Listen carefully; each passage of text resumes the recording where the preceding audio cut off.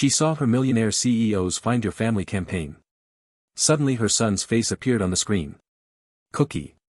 Please. Please do not hang up. 9 years of silence hung between them like a wall made of broken promises and unanswered questions. Cookie Hill pressed the phone so hard against her ear that she could feel her pulse hammering through the plastic. How did you find me, Gerald? I never stopped looking. His voice cracked on the last word, and for a moment, the billionaire CEO of Sterling Enterprises sounded like nothing more than a man who had lost everything and spent nearly a decade trying to find it again. The school photo was a breakthrough. Facial recognition software matched him to archived photos in my system. Photos I had saved from when we were together. Your family albums, the ones you showed me. I never deleted them, Cookie. I could not bring myself to do it. Her hand was shaking. Her entire body was shaking.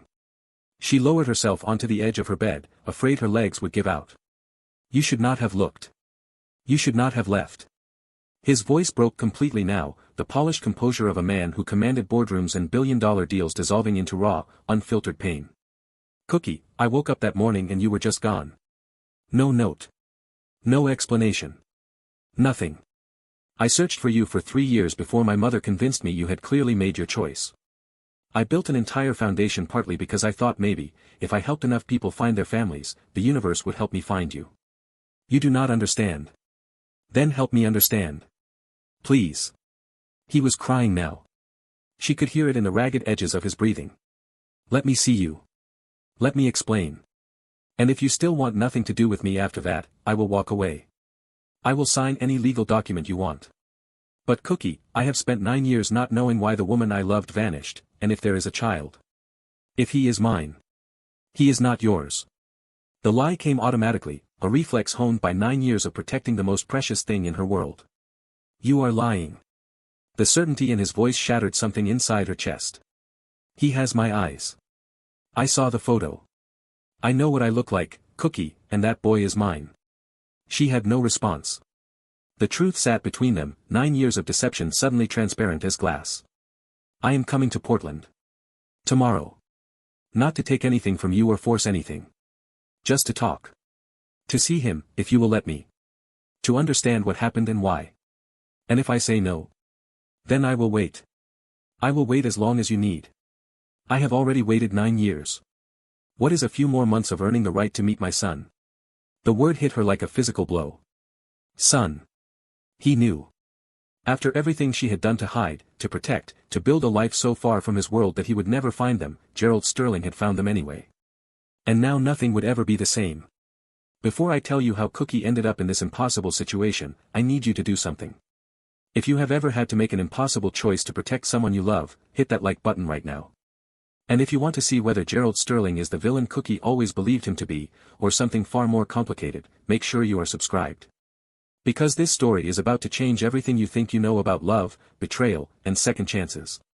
But to understand this moment, we need to go back. Back to before the phone call. Back to the night everything started to unravel. The television was supposed to be background noise. Cookie Hill had learned years ago that silence was dangerous.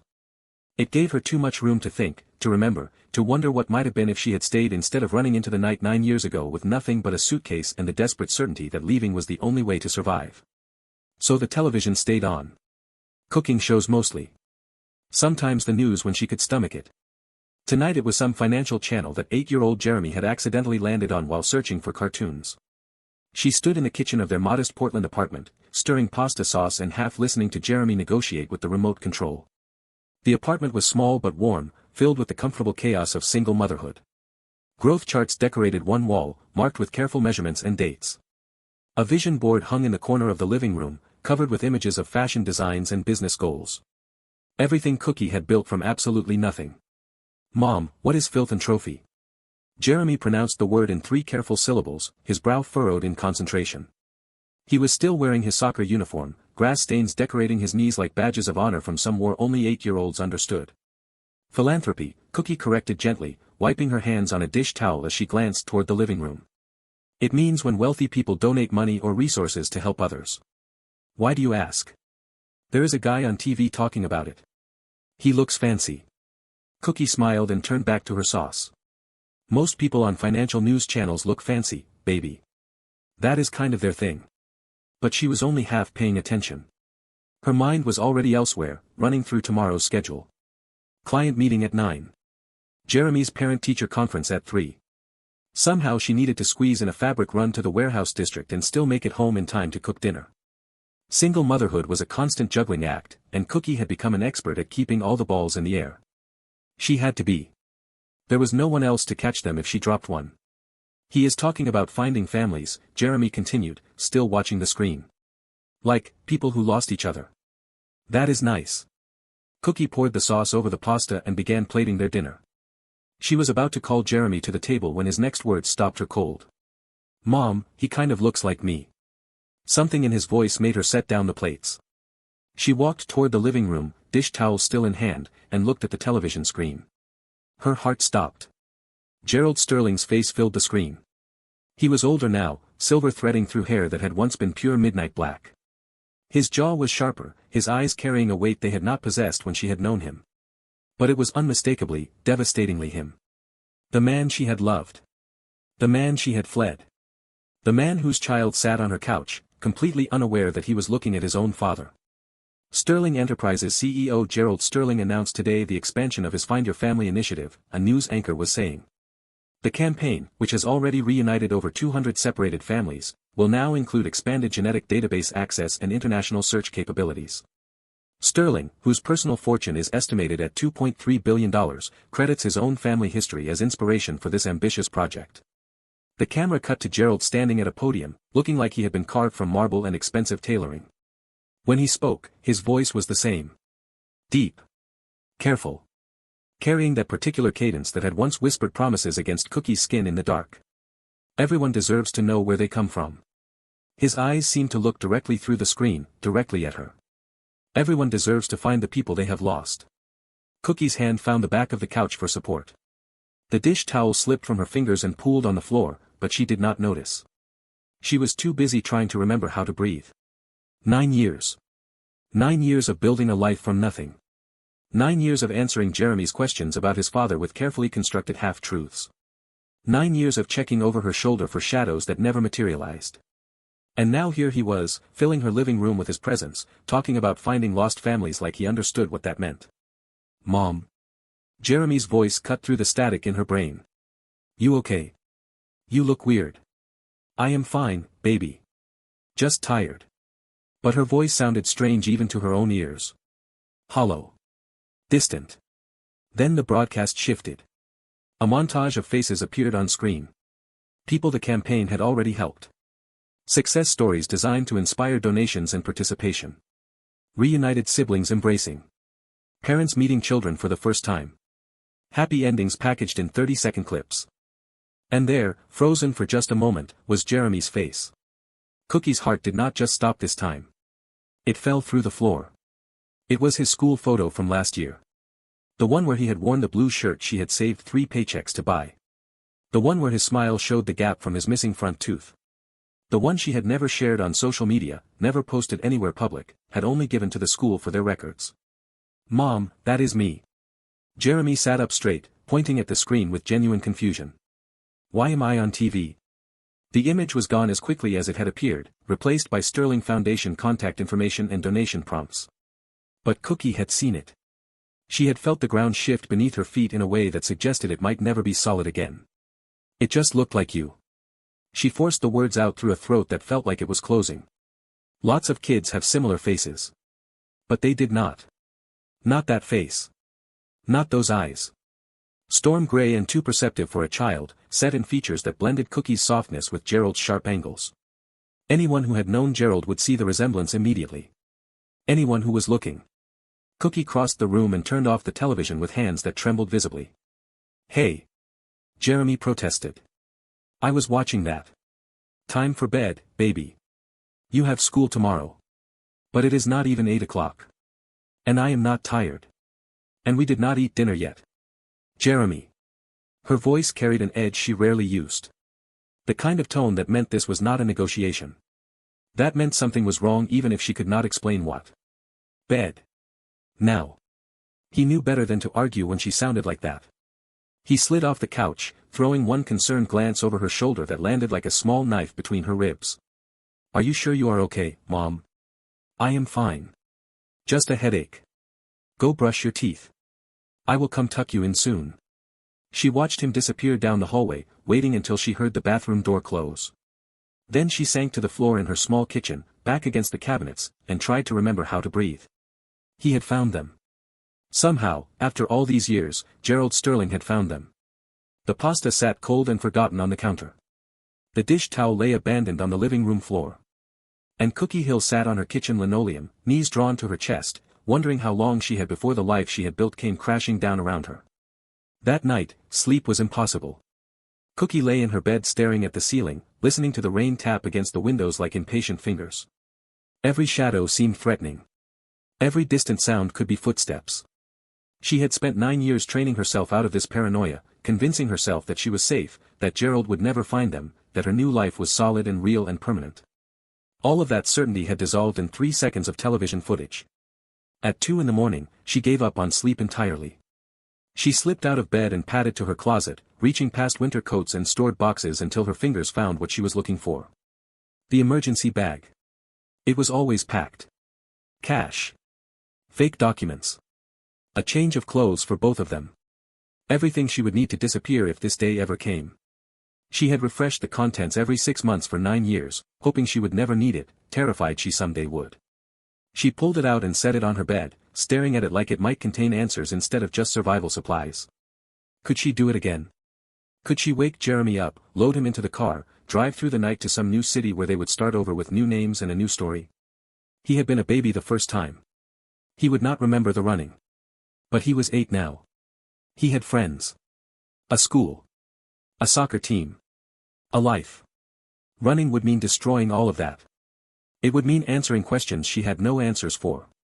It would mean becoming someone new again, and she was so tired of being someone new. But staying meant facing Gerald. It meant explaining 9 years of lies.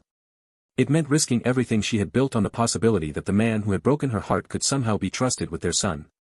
Cookie set the emergency bag aside and went to Jeremy's room instead. She stood in his doorway, watching him sleep. He was sprawled across the mattress the way 8-year-olds always seem to sleep, arms and legs pointing in 4 different directions, blankets twisted around him like he had been fighting invisible monsters in his dreams. He had Gerald's jaw. Gerald's eyes. Gerald's way of tilting his head when he was thinking. She had spent years pretending she did not notice, telling herself that Jeremy was hers alone, that biology did not matter, that a father was someone who showed up and Gerald had never had the chance to show up or not. But he has his chance now. The thought came unbidden, and she pushed it away. She crept into the room and sat on the edge of his bed. He stirred but did not wake, rolling toward her instinctively. She brushed the hair from his forehead and felt her heart crack open in the way it always did when she looked at him. This boy she had made. This boy she had raised alone. This boy who was half Gerald Sterling whether she wanted to admit it or not. I will protect you, she whispered. No matter what it takes. No matter what I have to do. But even as she said the words, she was not sure who she was protecting him from anymore. The next 3 days passed in a blur of anxiety and pretense. Cookie went through the motions of her life. She met with clients, sourced fabrics, returned emails, picked Jeremy up from school, cooked dinners she barely tasted. But underneath the routine, her mind was running constant calculations. She researched Gerald obsessively, searching for any indication of what his finding them might mean. The scope of his empire was staggering. Sterling Enterprises had tentacles in technology, real estate, finance, and a dozen other industries she could barely comprehend.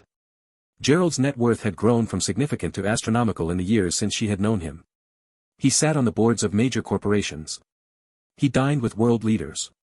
He moved through a stratosphere of power and influence that made her small fashion consulting business look like a lemonade stand. But it was his personal life that surprised her most. Never married. No known children. Notorious workaholic. The articles described him as driven but isolated, brilliant but lonely. Interview after interview painted the picture of a man who had everything money could buy and nothing that actually mattered. I was someone once, he said in a profile from 2 years ago. I lost her. I am still not sure how. Cookie stared at those words for a long time. She also discovered that the Find Your Family Foundation had not started recently. It had been running for 2 years, well before her photo appeared on the broadcast. The timeline suggested this was not a sudden hunt for her. It was something deeper. Something that had been building for years before it finally led to her doorstep. The realization should have made her feel better. Instead, it made her feel worse. Because if Gerald had been searching for her for years, genuinely searching, then the story she had told herself about him might not be entirely true. "Mom, you are doing it again." Cookie looked up from her laptop. Jeremy was standing in the doorway of her home office, wearing his pajamas and looking at her with the concerned expression he had been wearing for 3 days. "Doing what?" "Looking at your computer like it said something mean to you." She forced a smile.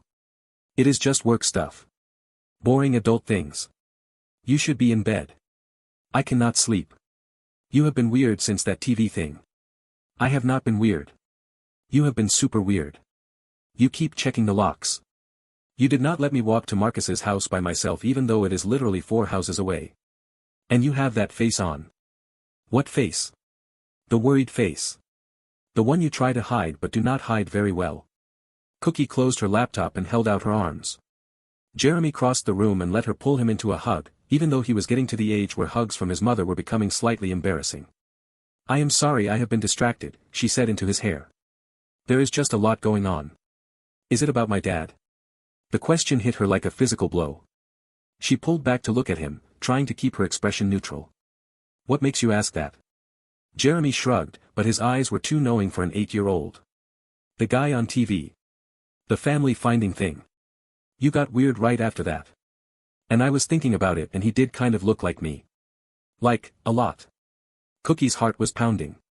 She had known this conversation would come eventually. She had rehearsed it 1,000 times in her head. But she had always imagined having more time to prepare. "Jeremy, baby." She took a breath. "Your father. It is complicated. You always say that." He pulled away from her, and there was frustration in his voice now. "Adults always say things are complicated when they do not want to explain. I am 8. I am not stupid. I know you are not stupid. You are one of the smartest people I know. Then tell me the truth. Is that guy on TV my dad? Is that why you have been acting so weird?" She should lie. Every instinct told her to lie. To protect the secret she had kept for so long, to maintain the story that had kept them safe. But looking at her son, seeing Gerald's eyes staring back at her full of questions she had no right to keep avoiding, she could not do it anymore. "Yes." The word fell from her lips before she could stop it. "His name is Gerald Sterling. And yes. He is your father." Jeremy absorbed this with visible intensity, his brain clearly working overtime to process the information. "So he is like, a billionaire?" "Yes. And he did not know about me?" "No. I left before I knew I was pregnant. He only found out recently. So he was not ignoring me. He just did not know I existed." "That is right." Another pause. Then Jeremy asked the question Cookie had dreaded most. "Why did you leave?" She had no good answer. At least, not one an 8-year-old would understand. Not one she fully understood herself anymore. "It is a long story. And some of it I am still figuring out myself. But what you need to know is that every choice I made because I thought I was protecting you. Protecting me from him. Protecting you from a situation I did not understand. Maybe I was wrong about some of it. I am starting to think I might have been." Jeremy nodded slowly, processing. Then he asked the question that would change everything. "Does he want to meet me?" Cookie felt tears threatening and blinked them back. "He does. Very much." "Do you want him to?" "What I want does not matter. What matters is what you want." Jeremy was quiet for a long moment. The rain had stopped outside, and the silence felt heavy with possibility. "I think I would like to meet him," he said finally. "Just to see." Cookie pulled him back into a hug, holding him tighter than was probably comfortable. "Okay. Okay, baby. We can do that." "When?" That was when her phone buzzed. She looked at the screen. Unknown number. But somehow, deep in her bones, she knew exactly who it was. "Soon," she said quietly. "I think very soon." Cookie waited until Jeremy was back in bed before she answered the call. She sat on her own bed, emergency bag still visible in the corner of her vision, and pressed the phone to her ear with a hand that would not stop shaking. "Cookie." His voice was exactly as she remembered it. Deep. Careful. Carrying that particular resonance that had always made her feel simultaneously safe and terrified. "Please do not hang up." That was where the phone call happened. The one from the beginning. The one where Gerald begged for understanding and Cookie learned that everything she had believed for 9 years might have been built on lies. When she finally agreed to meet him, her voice was barely a whisper. The coffee shop on Morrison Street. Noon tomorrow. You come alone. No lawyers. No assistants. And Gerald, if you try anything, if this is some kind of trap, I will disappear so completely you will never find us again. It is not a trap. I swear on everything I am, Cookie. I just want answers. She hung up without responding. Then she sat in the darkness of her bedroom and cried for the first time in years. Before we witness this confrontation that has been building for 9 years, I need to pause and talk directly to you. If Cookie's story resonates with you, if you have ever had to make an impossible choice, or lived with a secret that consumed you, you are not alone. This channel exists because stories like this matter. They remind us that our pain has purpose, that our struggles can become our strength. So right now, hit that subscribe button and turn on notifications. Because what happens in this coffee shop is about to rewrite everything Cookie believed about the man she ran from. The morning of the meeting, Cookie stood in front of her closet for 45 minutes. This should not matter. What she wore to meet her ex should not matter. But it did. It mattered because clothing was armor, because appearance was presentation, because she needed Gerald to see the woman she had become, not the girl she had been. She chose a charcoal blazer over a cream blouse. Professional. Put together. The kind of outfit that said I am fine, I am successful, I do not need you. She pulled her hair back in a sleek twist that meant business. Applied makeup that enhanced without trying too hard. When she looked in the mirror, she saw someone who had survived. Someone who had built a life from nothing. Someone who was not going to crumble just because Gerald Sterling was sitting across a table from her. She hoped it was true. The coffee shop was deliberately ordinary. A neighborhood spot with mismatched furniture and local art on the walls. The kind of place where billionaires did not belong, which was exactly why she had chosen it. Cookie arrived 15 minutes early and chose a booth with a clear view of both the entrance and the emergency exit. Old habits. The kind you never fully shake. She ordered black coffee she had no intention of drinking and waited. Gerald walked in at exactly noon. He looked nothing like she expected.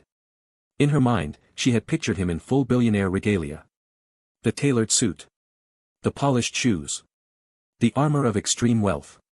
Instead, he wore jeans and a weathered leather jacket that had seen better days. A gray sweater that matched his eyes. He looked exhausted. Human. Real. Their eyes met across the room, and time seemed to collapse. 9 years compressed into a single moment. All the anger and fear and confusion and buried love tangled together into something she could not name. He walked toward her table. It seemed to take forever. When he sat down across from her, she noticed his hands were shaking. You look good, he said quietly. His voice was rough, like he had not slept. Older, obviously. But good. Strong. I had to be strong. Cookie heard the edge in her own voice and did not try to soften it. I did not have a choice. Gerald absorbed the accusation without flinching. He wrapped his hands around the coffee cup in front of him like he needed something to hold on to. Thank you for meeting me. I know you did not have to. You are right. I did not. Cookie leaned back in her chair, creating distance. So talk. You said you wanted to understand. You have 1 hour. Make it count. He took a breath. She saw him gathering himself, preparing for a conversation he had clearly rehearsed 1,000 times. I need to start by asking you something. Something that has haunted me for 9 years. Ask. Why? His voice cracked on the single syllable. Why did you leave? We were happy, Cookie. At least I thought we were. We had plans. A future. And then I woke up one morning and you were gone. No note. No explanation. Your apartment was empty. Your phone was disconnected. It was like you had never existed at all. Cookie stared at him, looking for deception. For manipulation. For any sign that this was performance rather than genuine anguish. She could not find one. You really do not know. I really do not know. He leaned forward, desperation evident in every line of his body. I have spent 9 years trying to understand. I have replayed every conversation, every moment, looking for what I did wrong. What I missed. What drove you away? And I have never found an answer. Cookie's carefully constructed composure began to crack. Your mother, she said quietly. The night before I left. She came to see me. Gerald's entire demeanor changed. His face went dark. His jaw tightened. A muscle twitched in his cheek. What did she say? Cookie had rehearsed this story too. But saying it out loud, after 9 years, felt like reopening a wound she had convinced herself was healed. She showed me photographs. You and Meredith Ashworth at some charity event. You were laughing together. Dancing. She said you were going to propose to Meredith. That your family had arranged it months before we even met. Gerald's face went white. She said I was a distraction, Cookie continued, her voice growing steadier as the old anger resurfaced. Entertainment until your real life started. She said if I truly loved you, I would step aside before I became an embarrassment you would have to publicly discard. The silence that followed was devastating. That is not true. Gerald's voice was barely above a whisper. None of that was true, Cookie. There was no arrangement. There was no engagement. Meredith was a family friend, nothing more. I danced with her at a charity gala because I dance with lots of people at charity galas. It meant nothing. How was I supposed to know that? The words exploded out of Cookie, 9 years of suppressed pain finally finding an outlet. I was 23 years old, Gerald. I was working as an assistant while trying to finish my degree. You lived in a world I could barely comprehend. Penthouse apartments and private jets and dinners that cost more than my monthly rent. When your mother showed up with those pictures, with that certainty in her voice, I believed her. I believed I was temporary. A distraction. Something you would move past when your real life started. Gerald's eyes were wet.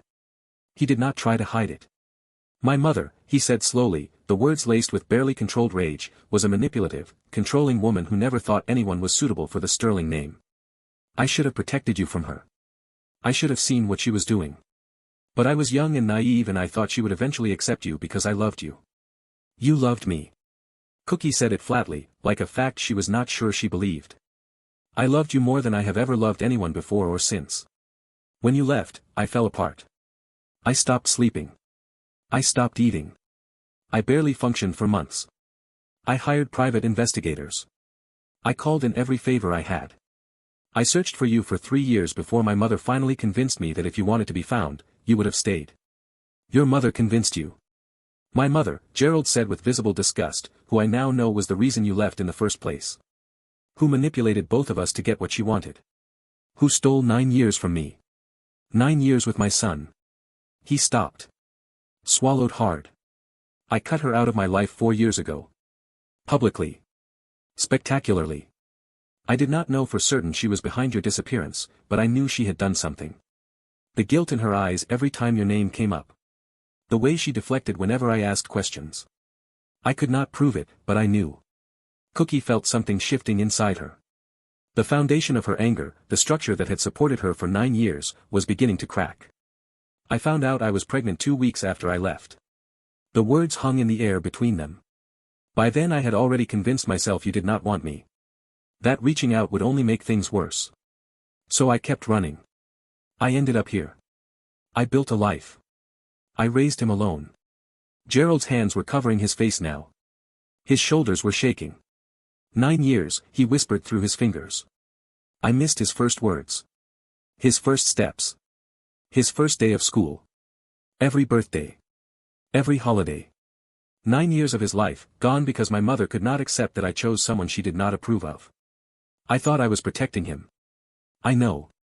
Gerald lowered his hands. His face was wet, but his voice was steady now. I know you thought you were doing the right thing. And given what you believed, what my mother made you believe, I understand why you ran. I do not blame you for that. You should blame me. At least a little. Maybe. But I blame her more. And right now, all I care about is what happens next. Cookie looked at this man she had loved, then fled, then hated, then tried to forget. She saw the changes 9 years had carved into him. The hardness around his eyes. The threads of gray. The weight of obvious loneliness. But she also saw something she had not expected. Humility. Patience. A willingness to wait that the Gerald she had known would never have possessed. What do you want? She asked finally. I want to know him. Gerald's voice was fervent. Desperate. I want to know everything about him. His favorite color. His favorite food. What makes him laugh? What scares him? I want to know what he looks like when he is sleeping and what his voice sounds like when he is excited. I want to know my son. And me? What do you want from me? Gerald was quiet for a long moment. I do not have the right to want anything from you. Not after what my mother did. Not after the years you spent believing I had abandoned you. He met her eyes steadily. But if you are asking what I hope for, I hope someday you might be able to see me as someone other than the villain of your story. I hope we can find a way to co-parent that does not destroy either of us. And I hope, eventually, you might believe that the man sitting in front of you is not the same man who let you disappear 9 years ago. People do not change, Gerald. I know you believe that. And I know I cannot prove otherwise with words. But Cookie, I restructured my entire company to allow remote work before I even knew for certain I had found you. I have been in therapy for 4 years, dealing with the aftermath of losing you. I started a foundation dedicated to reuniting families because I thought if I could not find my own, at least I could help other people find theirs. He leaned forward. I am not asking you to trust me. I am asking you to give me the chance to earn your trust. However long that takes. Whatever I need to do. Cookie felt the walls she had built so carefully beginning to crumble. She had spent 9 years convincing herself that Gerald Sterling was the villain. That running had been the right choice. That she was protecting Jeremy from a father who did not want him. But villains did not sit in coffee shops with tears streaming down their faces, begging for the chance to meet their children. Villains did not carry photographs in their wallets for 9 years. Villains did not build foundations to find the people they had lost. Tell me about him. Gerald's request pulled her out of her thoughts. What? Jeremy. Tell me about him. Everything you are willing to share. Cookie hesitated. Sharing felt like vulnerability, and vulnerability had never worked out well for her. But Gerald was looking at her with such desperate hope that she found herself talking anyway. He is smart. Too smart sometimes. He asks questions about everything with the intensity of a tiny philosopher. Last week he asked me why people say the sky is blue when it is clearly gray in Portland. He spent 3 days researching atmospheric light diffusion before he was satisfied with the answer. Gerald made a sound that might have been a laugh or a sob. He likes dinosaurs. But he is starting to outgrow that phase. Now he is obsessed with buildings. How they are constructed. Why they do not fall down. He went to an engineering camp last summer and came back talking about cantilevers and load-bearing walls. I studied structural engineering in college. Gerald's voice was thick with emotion. Before I switched to business. It was my first love. I know. Cookie said quietly. I remember. The admission hung between them, loaded with implications neither was ready to examine. He plays soccer. Midfielder. He is not the best player on the team, but he tries harder than anyone else. His coach says he has good instincts.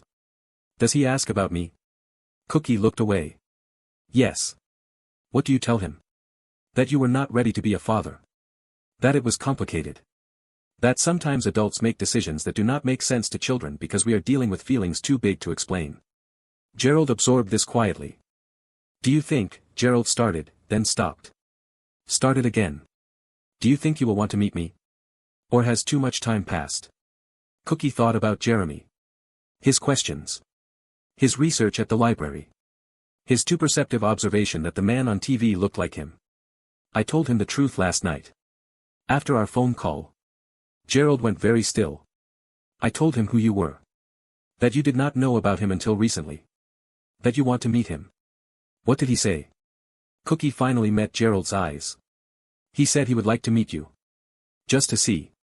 The hope that broke across Gerald's face was painful to witness. Raw. Naked. The kind of hope that left you completely exposed. When? Cookie took a breath. She was about to change all of their lives forever. She could feel it in her bones. Are you free on Saturday? Gerald laughed. It was a broken, disbelieving sound. Cookie, I would cancel a meeting with the president for this. Then Saturday. There is a park near my apartment. We will meet you there at 1.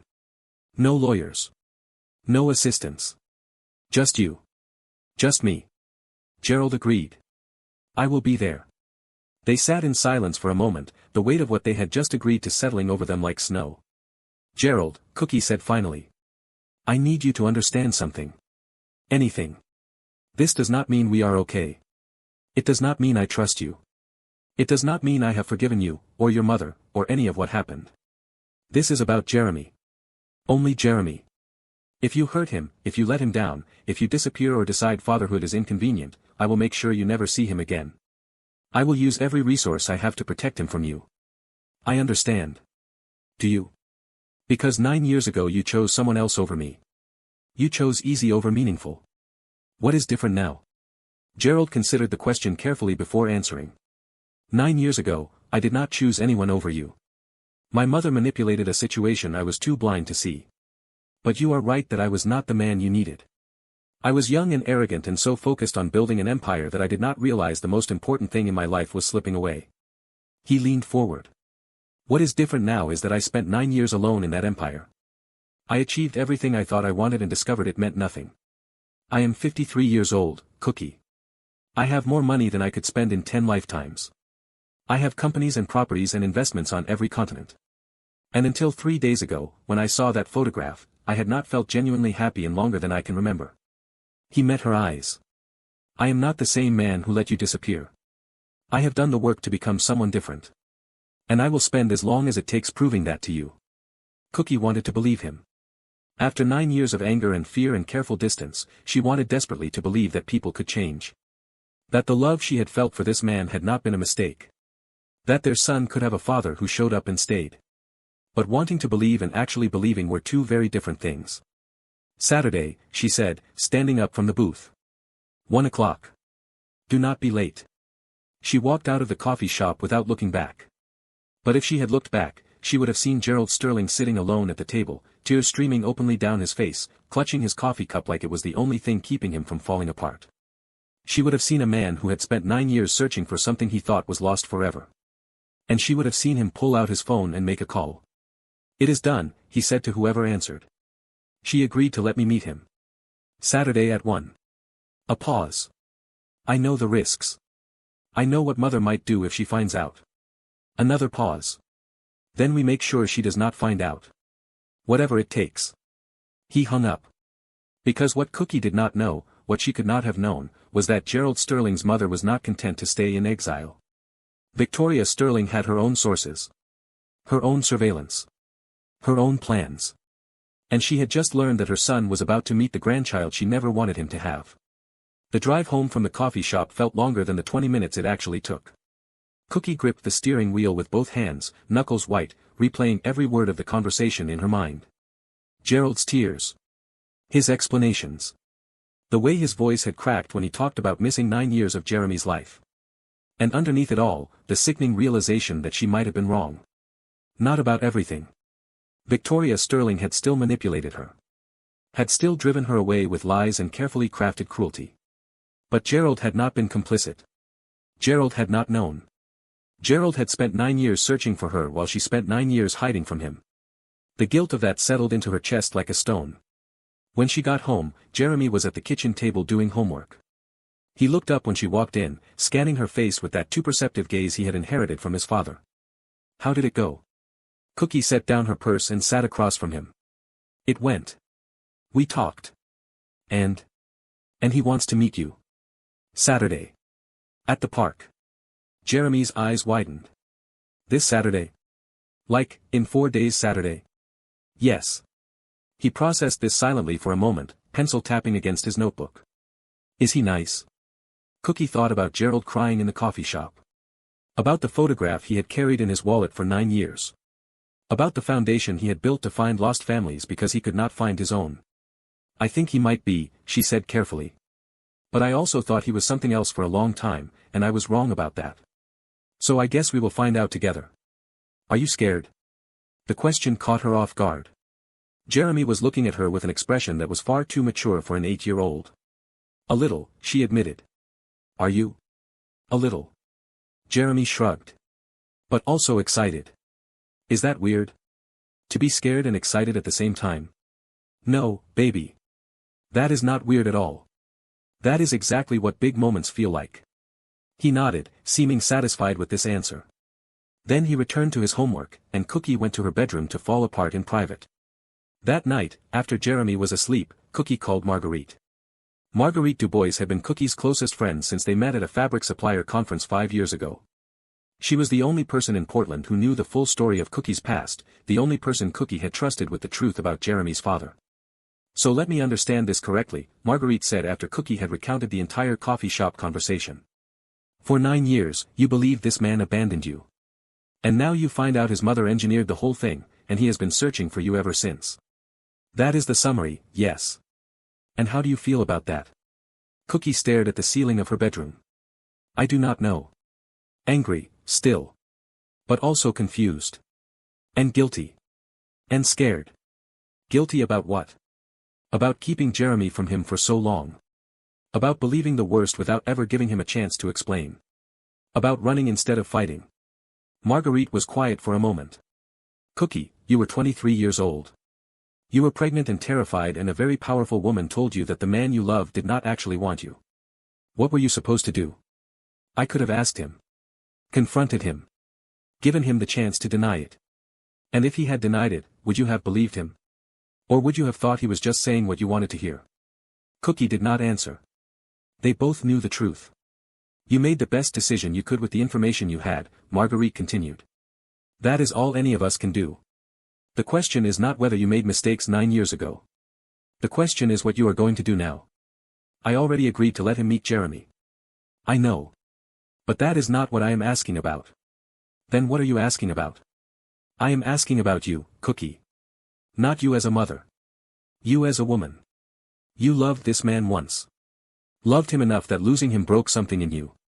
And now he is back, saying all the right things, proving he is not who you thought he was. At some point, you are going to have to decide whether you can forgive him. Whether you can let him in again. Whether you are willing to risk your heart on the possibility that this time might be different. That is not what this is about. This is about Jeremy. Right now it is. But it will not stay that way forever. You know that. Cookie closed her eyes. I am not ready to think about that. I know. But you will have to eventually. In the meantime, let him meet his son.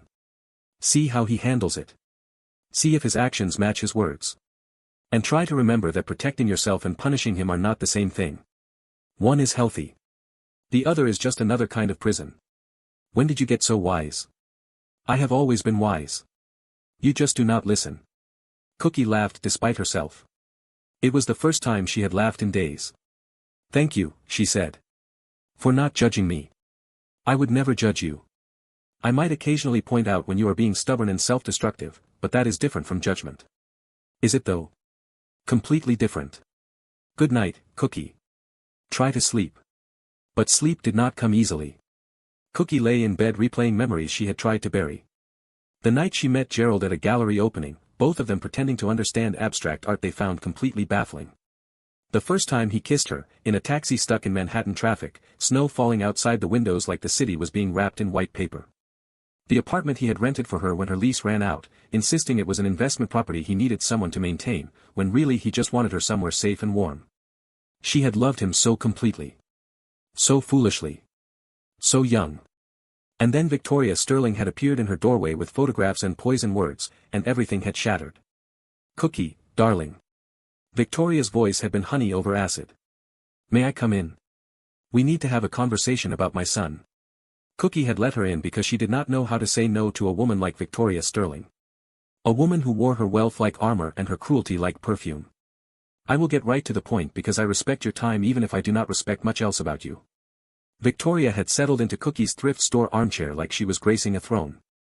Gerald is going to propose to Meredith Ashworth next month. The families have had an understanding for years. You are a pleasant distraction, I am sure, but distractions end. I thought you should know before you embarrass yourself further. The photographs had been damning. Gerald and Meredith laughing together. Dancing close. His hand on her waist. Her head tilted toward his like they were sharing secrets. I do not believe you, Cookie had said, but her voice had wavered. I did not expect you to believe me. That is why I brought proof. Victoria had smiled, and it was the smile of someone who enjoyed watching things break. You seem like a practical girl. Scrappy. The kind who knows when she is outmatched. I am sure you will make the right decision. And Cookie had made a decision. Just not the one Victoria had expected. She had not confronted Gerald. Had not demanded answers.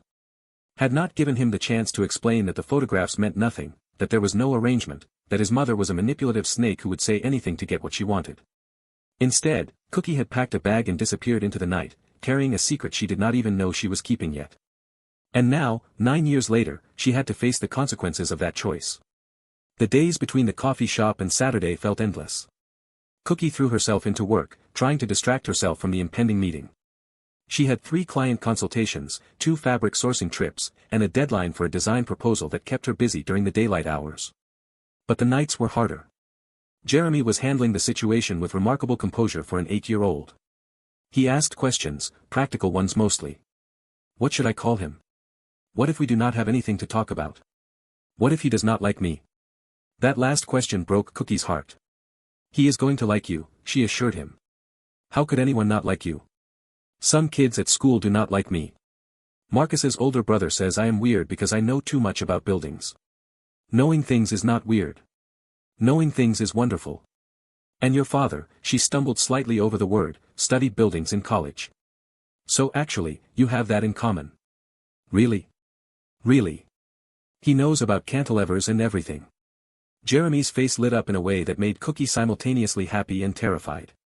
If Gerald let him down after this, if he failed to show up or lost interest or decided fatherhood was too complicated, Jeremy would be devastated. And Cookie would never forgive him. On Friday night, she found herself doing something she had not done in years. She pulled out the old box from her closet. The one with the photographs and the dried flower and the jewelry box she never opened. She sat on her bed and looked at pictures of herself at 23. Young and hopeful and so obviously in love. There was Gerald beside her in photo after photo, looking at her like she was the center of his universe. Had that been real? Had he actually loved her the way he claimed? Or had she imagined the depth of his feelings, projected her own emotions onto someone who was just enjoying a pleasant distraction? She could not tell anymore. 9 years of anger had clouded her ability to read the past clearly. The jewelry box sat at the bottom of the pile. Cookie picked it up with hands that trembled slightly. She knew what was inside. Had not looked at it since the night she left. But something made her open it now. The ring was still there. Elegant and simple. A single diamond on a platinum band. Nothing ostentatious. Nothing that screamed billionaire. Just something beautiful that he had chosen specifically for her. Gerald had given it to her 3 weeks before Victoria's visit. Not as an engagement ring. That would have been too traditional for the way he did things. Just as a promise. A symbol of intentions he never got to follow through on. I want you to know I am serious about us, he had said. I want you to know this is not temporary for me. Whenever you are ready, whenever the time is right, I want to spend my life with you. She had worn it on her right hand, waiting for the moment when it would move to her left. That moment had never come. Cookie closed the jewelry box and put it back in the pile. Then she closed the whole box and shoved it to the back of her closet where it belonged. The past was the past. What mattered now was Saturday. Saturday arrived with the kind of perfect autumn weather that felt almost mocking.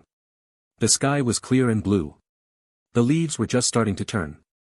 The park where Cookie had arranged the meeting was full of families enjoying the sunshine, children running and laughing and playing like this was any ordinary weekend.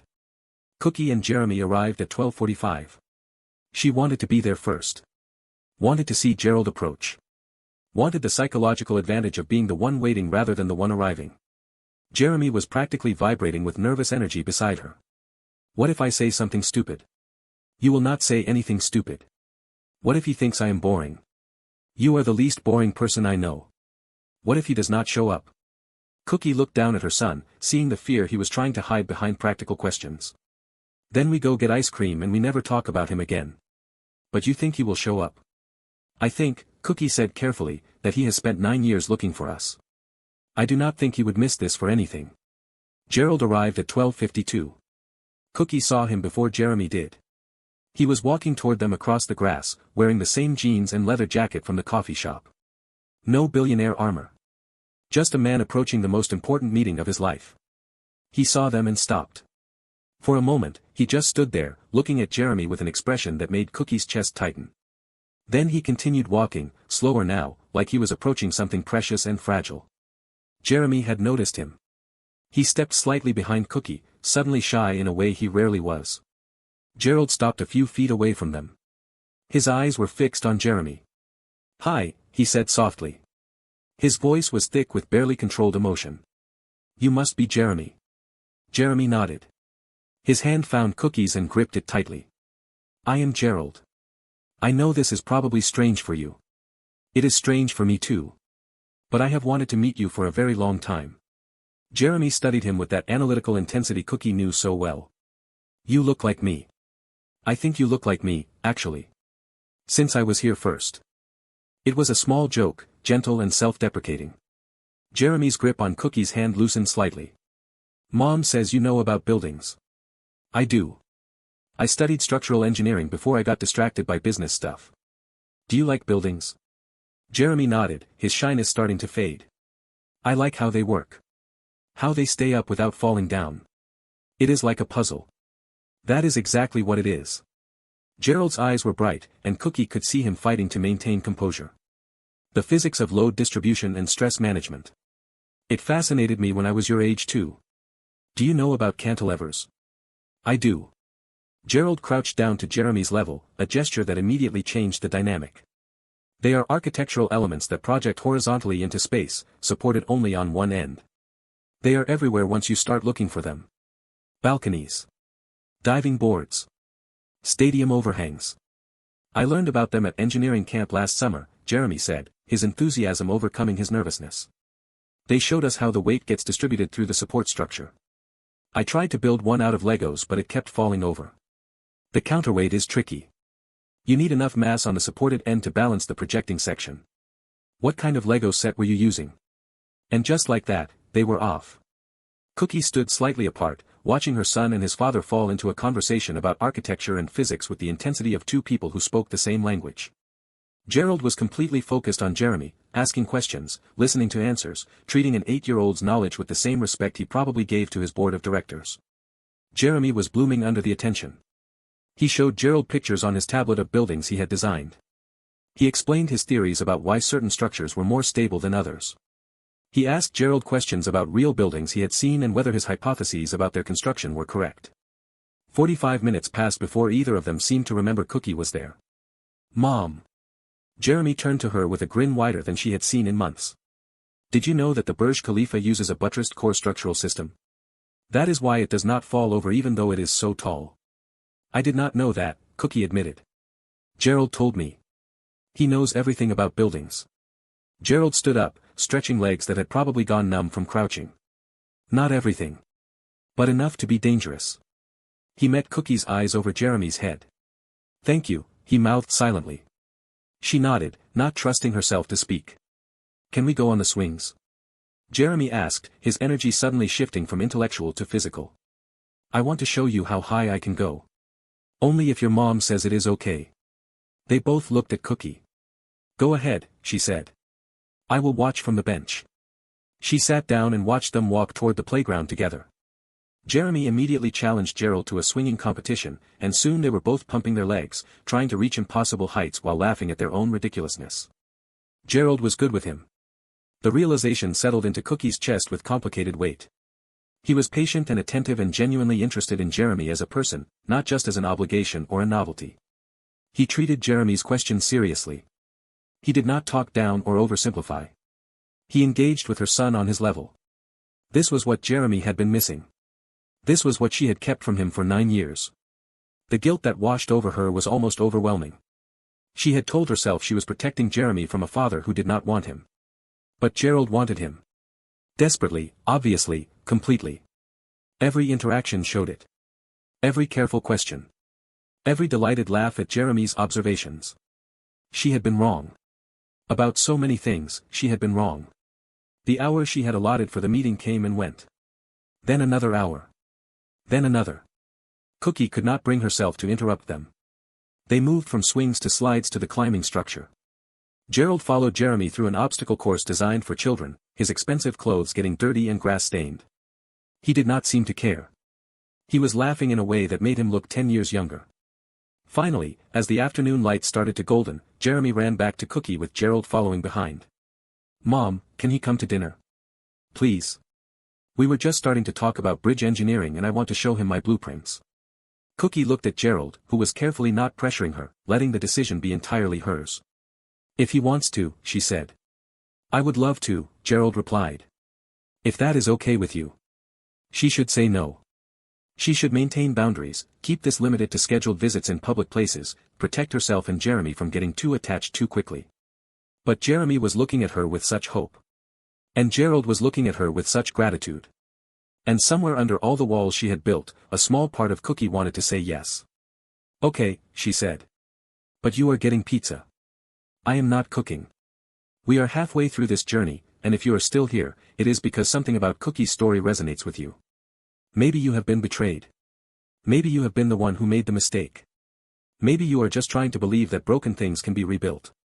Whatever brought you here, I want you to know that your engagement matters. Every like tells the algorithm that stories like this deserve to be heard. Every share might reach someone who needs to believe that survival is possible. So right now, hit that like button. Share this with someone navigating their own impossible situation. And drop a comment telling me what you think should happen next. Dinner at Cookie's apartment was surreal. Gerald sat at her small kitchen table, eating pizza off paper plates, looking completely out of place and entirely at home at the same time. Jeremy dominated the conversation, showing Gerald every building design he had ever created, explaining the engineering principles behind each one with increasing excitement. Cookie watched from the counter, nursing a glass of wine she barely tasted. This is my best one, Jeremy announced, spreading a large paper covered in careful drawings across the table. It is a skyscraper with a cantilever observation deck.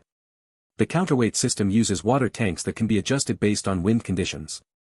Gerald studied the drawing with genuine attention. This is remarkably sophisticated for someone your age. The adaptive counterweight system is actually used in real skyscrapers. How did you figure that out? I read about it online, Jeremy admitted. But I added my own improvements. What kind of improvements?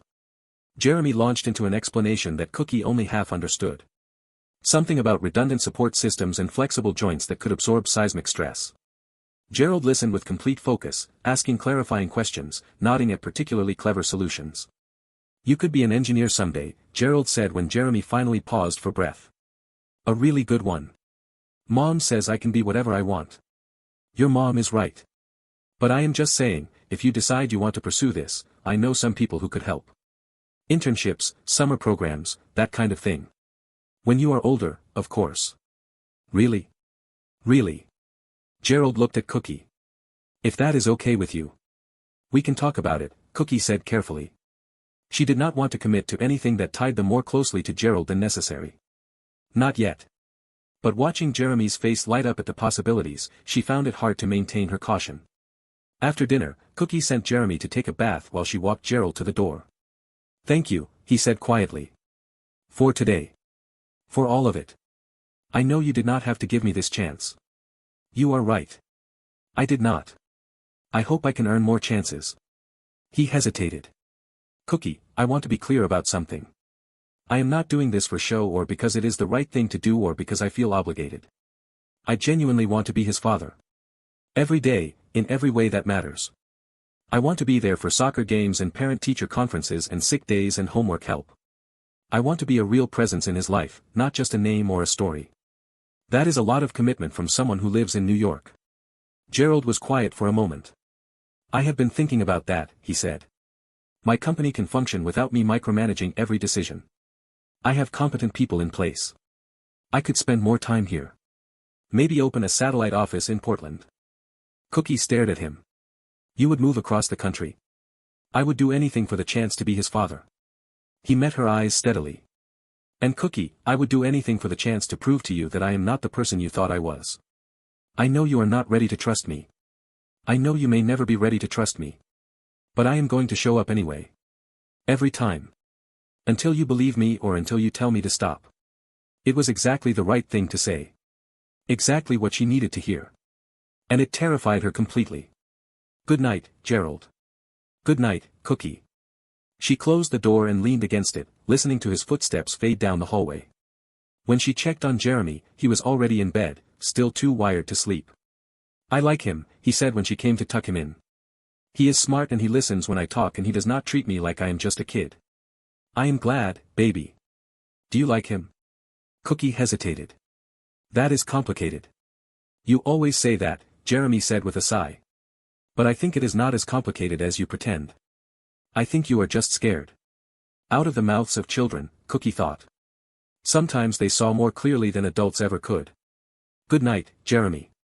I love you. I love you too, Mom. And Mom? Yes. I think he loves you too. Just so you know. Cookie turned off his light and retreated to her own room, where she sat in darkness for a long time, thinking about love and fear and the impossibility of separating the two. The weeks that followed established a new rhythm. Gerald flew to Portland every other weekend. He called Jeremy 3 times a week. He attended soccer games and learned the rules of a sport he clearly did not understand. He sat through parent-teacher conferences and asked questions about curriculum and educational philosophy that impressed Jeremy's teachers. He was consistent in a way Cookie had not expected. Every visit, he showed up on time. Every phone call, he was fully present. Every interaction with Jeremy, he was patient and attentive and genuinely engaged. He remembered details from previous conversations. He followed up on things Jeremy had mentioned. He treated their son like the fascinating person he was rather than an obligation to be managed. Cookie watched carefully, waiting for the cracks to appear. Waiting for him to miss a visit or cancel a call or show up distracted by business concerns that were more pressing than an 8-year-old's building designs. The cracks never came. 3 months after that first meeting in the park, Gerald took Cookie and Jeremy to dinner at a restaurant nice enough to require reservations. Jeremy wore his best shirt and spent the entire evening debating architectural theory with his father while Cookie observed in bemused silence. This is what family looks like, she thought. And then immediately pushed the thought away because it was too dangerous to hold. After Jeremy fell asleep in the car on the way home, Gerald helped Cookie carry him inside. They stood together in the hallway outside Jeremy's room, speaking in whispers. He called me Dad today, Gerald said. His voice was thick with emotion. At the restaurant. He said, Dad, can you pass the bread? Like it was the most natural thing in the world. I heard, Cookie replied. Is that okay? I do not want to overstep. If you want me to encourage him to use a different name. It is okay, Cookie interrupted. If that is what he wants to call you, that is his choice. Gerald's eyes were wet. Thank you. For letting me be part of this. For giving me a chance I know I do not deserve. Cookie looked at this man who had appended his entire life to be present for their son. Who flew across the country every 2 weeks without complaint. Who had proven, day after day and week after week, that he was not the villain she had spent 9 years believing him to be. You are earning it, she said quietly. The chance. You are earning it. It was as close to forgiveness as she could offer. But from the way his face lit up, it seemed like enough. But darkness was gathering on the horizon. 1,000 miles away, in a penthouse overlooking Central Park, Victoria Sterling set down her phone with a smile that had nothing to do with warmth. She had sources everywhere. Old loyalties that Gerald thought he had severed but that still fed her information. She had known about Cookie and Jeremy for weeks. Had watched from a distance as her son dismantled his carefully constructed life to chase a woman Victoria had discarded 9 years ago. It was pathetic, really. All that power and wealth, and Gerald was still weak enough to be ruled by sentiment. But Victoria was not sentimental. Victoria was strategic. And she had decided that this situation required her personal intervention. Cookie Hill had been manageable once. A young, insecure woman easily convinced of her own inadequacy. But the woman in the surveillance photos looked different. Harder. More confident. The kind of woman who might not crumble under pressure the way she had before. That meant different tactics would be required.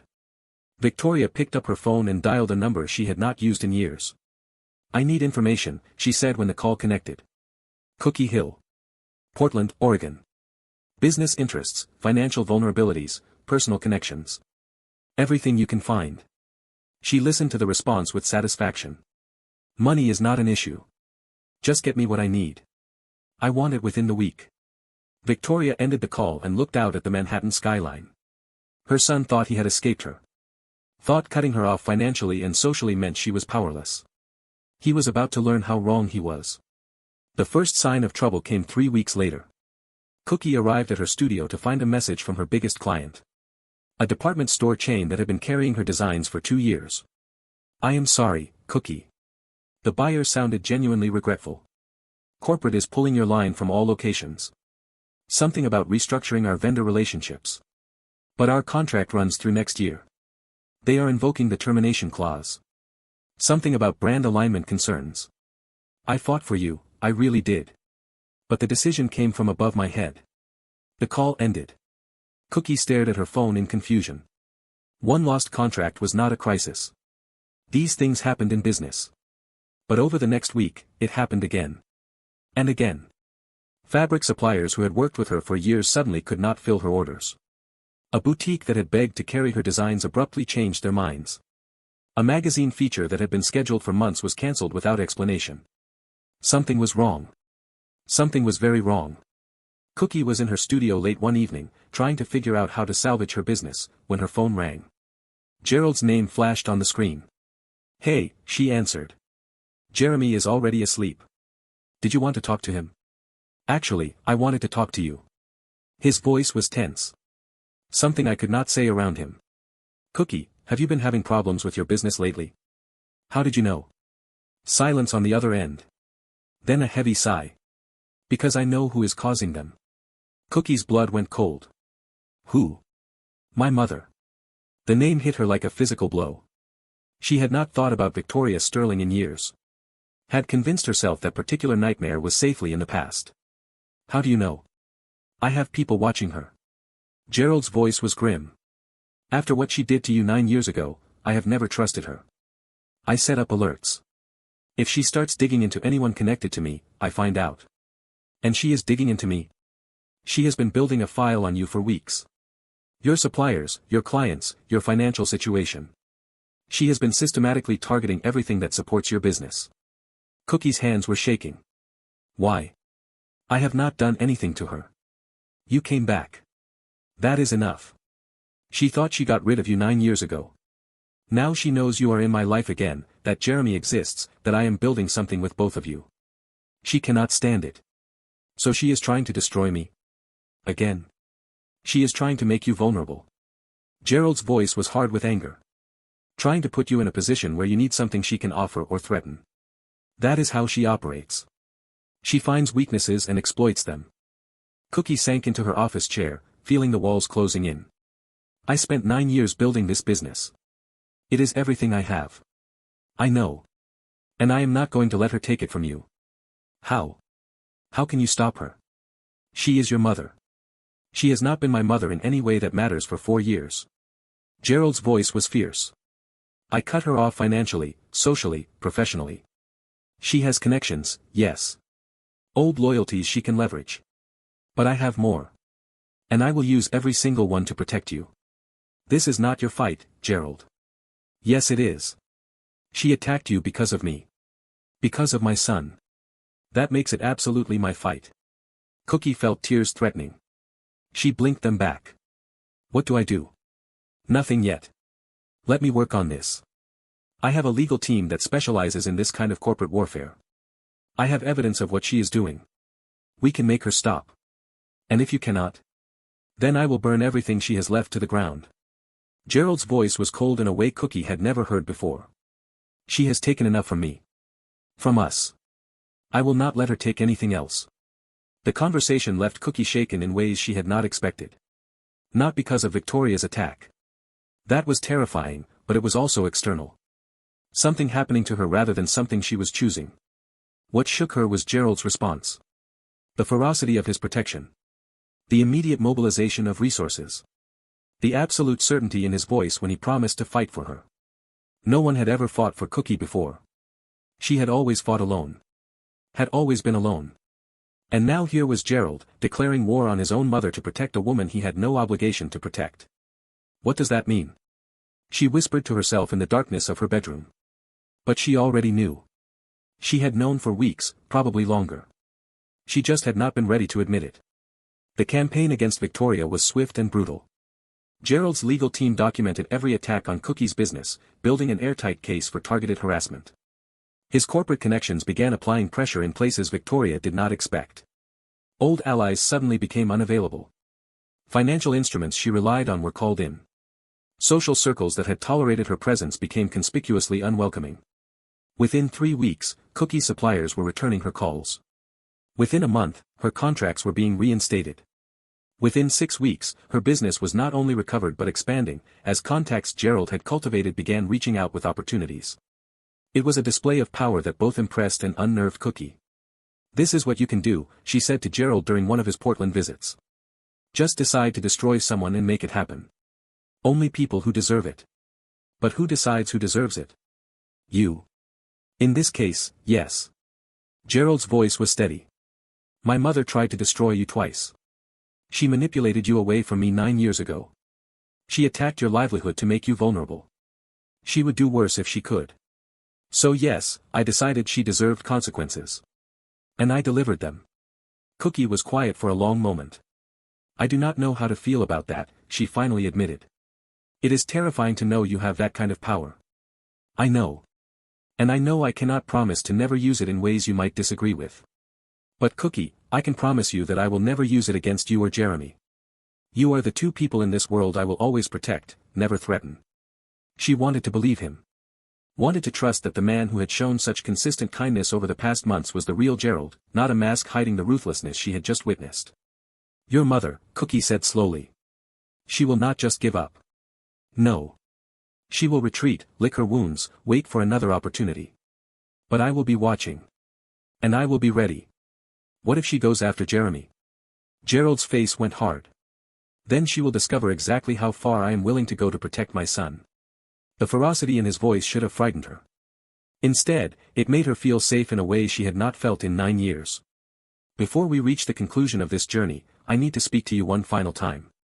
We have come so far together, from that first shocking moment when Jeremy's face appeared on the television screen to this battle against Victoria Sterling's manipulations. You have watched Cookie protect her heart while slowly learning to trust again.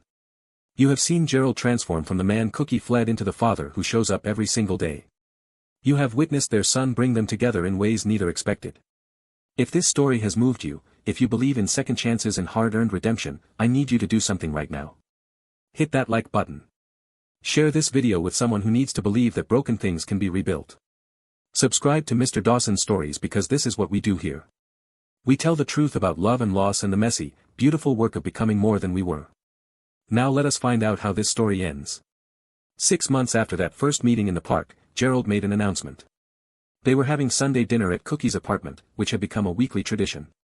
Jeremy was in his room finishing homework, and Cookie and Gerald sat together in the living room, the comfortable silence of people who had learned how to share space. I have been thinking, Gerald said. About logistics. About how to make this work long term. What do you mean? Flying back and forth is not sustainable. Not if I want to be a real presence in Jeremy's life. Every other weekend is not enough. Cookie felt something shift in her chest. What are you proposing? I am moving to Portland. Gerald said it simply, like it was the most obvious decision in the world. I have been restructuring my company for months, delegating responsibilities, training my executive team to handle more autonomy. I can run Sterling Enterprises from anywhere. And anywhere means here. Cookie stared at him. You would leave New York? Leave everything you have built there? I would leave anything for him. Gerald met her eyes steadily. And if I am being completely honest, I would leave anything for you too. The admission hung between them, heavy with implication. Gerald, Cookie started, but he held up a hand. I am not asking for anything. I am not pressuring you or expecting you to suddenly feel something you do not feel. I am just telling you the truth. I spent 9 years looking for you. I would spend the rest of my life earning the right to stand beside you if that is what it took. I do not know what I feel. I know. And that is okay. You do not have to know right now. I just need you to understand that I am here, really here, for as long as you will let me be. Cookie looked at this man who had appended his entire existence to be present for their son. Who had defended her against his own mother. Who showed up consistently, patiently, without demanding anything in return. She thought about the walls she had built 9 years ago. The fortress she had constructed from fear and survival. The prison it had become. And she thought about what it might feel like to let someone in again. I am scared, she admitted. Terrified, actually. Of what? Of trusting you. Of letting myself feel things I swore I would never feel again. Of risking everything for someone who hurt me before. I understand. Gerald moved closer but did not touch her. And you are right to be scared. I hurt you.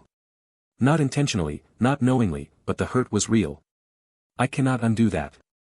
All I can do is spend every day proving I will never hurt you again. How? How can anyone prove something like that? By showing up. Again and again, for as long as it takes. By being exactly who I say I am, not just when it is easy but especially when it is hard. By choosing you and Jeremy over everything else, every single time. Cookie felt tears sliding down her cheeks. She did not wipe them away. I have been alone for so long. I do not know how to be anything else. You do not have to know right now. Gerald reached out and gently brushed a tear from her cheek. You just have to be willing to try. And if I try and it does not work? If I cannot trust you? If the walls are too high? Then we stay exactly as we are. Co-parents who respect each other. Friends who share a child they both love. It would not be everything I want, but it would be enough. You and Jeremy in my life in any capacity is more than I dared hope for a year ago. Cookie closed her eyes. She thought about Marguerite's words from months ago. About how protecting yourself and punishing him were not the same thing. About how living in limbo was just another kind of prison. She thought about Jeremy, who had blossomed under his father's attention. Who called Gerald dad without hesitation. Who deserved to grow up in a family built on something other than fear. And she thought about herself. About the young woman who had loved this man so completely. About whether that woman might still exist somewhere under all the armor. I would like to try, she whispered. I am not promising anything. I am not saying I am ready for anything specific. But I am willing to try. The smile that broke across Gerald's face was incandescent. That is all I am asking. Gerald moved to Portland 1 month later. He bought a house 10 minutes from Cookie's apartment. Nothing ostentatious. Just a comfortable home with a yard big enough for Jeremy to play in and a guest room that gradually became Jeremy's second bedroom. They took things slowly. Dinners together. Weekend outings. Movie nights where Jeremy sat between them on the couch and they all pretended not to notice when Cookie's hand found Gerald's in the dark. It was not a fairy tale. There were arguments and misunderstandings and moments when Cookie's walls threatened to rebuild themselves. There were nights when she questioned everything and mornings when she had to remind herself that trusting someone was not the same as being naive. But there were also moments of pure, unexpected joy. Gerald mastering Jeremy's favorite breakfast recipe through trial and error and many ruined attempts. Jeremy teaching Gerald about soccer and laughing at his spectacular failures. Cookie realizing she could lean on someone without losing herself. 1 year after Gerald moved to Portland, they stood together at Jeremy's school play. He had a small role, 3 lines about the importance of perseverance, delivered with theatrical intensity that made both his parents burst with pride. After the performance, Jeremy ran to them, still in his costume, glowing with excitement. Did you see me? Did you see when I almost forgot my line but then I remembered? You were perfect, Gerald said, lifting him in a hug. Absolutely perfect. Mom, are you crying? Cookie wiped her eyes and laughed. Allergies. Definitely allergies. Jeremy looked between his parents with an expression that was far too knowing for a 9-year-old. You two are weird, he declared. But I like it. He ran off to find his friends, leaving Cookie and Gerald standing together in the crowded auditorium. He is happy, Cookie said quietly. He is. Gerald took her hand, and she let him. Are you? Cookie thought about the question. Really thought about it. She had spent so many years just surviving. Building walls. Protecting herself. Expecting the worst because the worst was easier to handle than hope. But somewhere along the way, she had started living again. Trusting again. Loving again, even though she had sworn she never would. Yes, she said. I think I actually am. Gerald squeezed her hand. Then I am too. They stood there in the chaos of parents and children, hands intertwined, watching their son run through the crowd with pure, uncomplicated joy. It was not the ending Cookie had expected when she fled New York 9 years ago. It was better. Harder and messier and more complicated, but also richer and deeper and more real. She had been wrong about Gerald. Wrong about love. Wrong about what was possible when you let someone in. But she had also been right about some things. Right that she was strong enough to survive anything. Right that she could build a life from nothing. Right that her son deserved everything good the world had to offer. And now, standing beside the man she had run from and found her way back to, she finally understood something important. You do not have to choose between surviving and living. Between protecting yourself and letting someone in.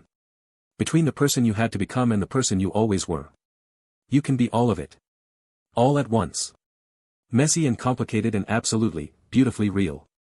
Cookie leaned her head against Gerald's shoulder and watched their son take a bow in the school gymnasium. This, she thought, is what second chances look like. And for the first time in 9 years, she was not afraid of what came next. If this story moved you, if Cookie's journey from survival to healing resonated with something in your own life, I need you to do one last thing. Hit that like button. Share this video with someone who needs to believe that second chances are real, that broken things can be rebuilt, that the family you lost might be the one you were always meant to find. Subscribe to Mr. Dawson's Stories because this is what we do here. We tell the truth about love and loss and the messy, beautiful work of becoming more than we were. Drop a comment telling me your story. Have you ever been wrong about someone? Have you ever rebuilt something you thought was lost forever? I read every comment, and your stories matter as much as the ones I tell. Until next time, remember that every ending is just another beginning in disguise.